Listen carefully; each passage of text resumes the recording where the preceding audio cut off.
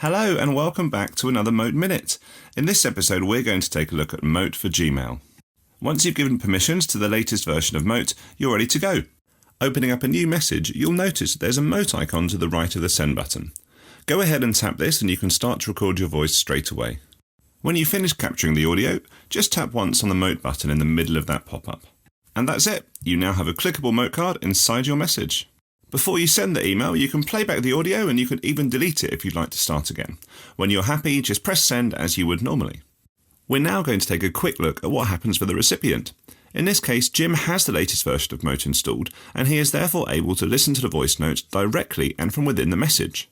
On the other hand, Dwight doesn't have Mote installed, but no problem. He can still listen to the Mote and access the transcript by clicking on the image to view its landing page. That's all for now. Thank you so much for joining me. As always, if you'd like to keep up to date with the latest news from the team at Mote, please don't forget to subscribe. Until next time, keep on moting.